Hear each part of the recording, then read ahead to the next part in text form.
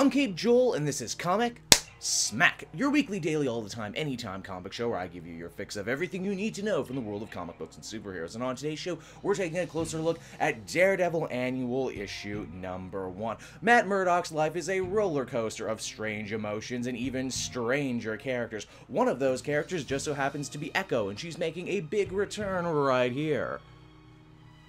Alright then, so as the comic opens up, Maya Lopez, aka Echo, is at a happening concert with her new guy friend, the lead singer, a dude named Garland, and I mean seriously, if you name yourself after a Final Fantasy boss, you know this ain't gonna be good. The dude begins his set, and when it does, it ends up transforming everyone within earshot into horrifying goo monsters resembling the Black Panther villain Claw. Of course, Echo is not affected because, well, she's deaf, and she figures that if this is some sort of sonic attack on the city, then her friend Daredevil is in the worst danger of all, seeing that his hearing is so super heightened. Echo manages to find Daredevil and plop some noise-canceling headphones on his head before the song spell can take him over too. Daredevil says this isn't the first time Claw has tried to do something like this. Once he was human, now he lives as a being of pure sound, and this sort of attack is right up his alley. So far, the Claw monsters are confined to downtown, but they know it's not going to last that long. They move through the city like a zombie horde, crushing everything in their path, trying to get to the emergency broadcast system. There's actually a pretty funny exchange when Daredevil and Echo get inside the building and talk to the dude running the place. They tell him what's happening outside, and he goes, "Yeah, you're right, this is a big emergency. We should warn everyone. That's kind of what we do here." Eventually, Daredevil and Echo hit upon the idea that because these monsters are creatures of pure sound, then the best way to defeat them is to find some sort of counter sound. It's a good thing then that one of Echo's other powers is to recreate any and all sound she hears. Daredevil will keep the horde of monsters busy while Echo goes into the booth to try and get everything just right. And oh man, I am so reminded of that Dave Chappelle show sketch making the band. At first, nothing seems to work, and outside things are only getting worse. The monsters come together to form one giant Ulysses Claw who's going to crush the city kaiju style. By the end, even Daredevil falls into the horde and becomes one of the terrible sonic monsters. Not that this really matters or anything, because it's in the next second Echo manages to reproduce the sound and save the day. I get the feeling the artist just really wanted to draw Ulysses Claw Daredevil. And with that, the day is saved, and the comic even ends on a joke with the deaf Echo asking the blind Matt Murdock, "Hey, how was that song I played?" Only for Matt to respond, "It was really good." And that's pretty much where Daredevil Annual number 1 ends. I'm sure you're probably asking yourself, wait, I thought this was an annual, aren't these supposed to be extra long? Yeah, there's a backup story with Gladiator, but all it really does is try and re-establish the character with an audience who may or may not know who he is, and also get the character more in line with the TV show version of the character. On the upside, Daredevil wears his red suit in that story, that's fun. Besides that, Daredevil Annual number 1 was a creative little romp. I like it when the writers actually choose to focus on characters' disabilities, in this case Matt's blindness and Echo's deafness, but you know, spin them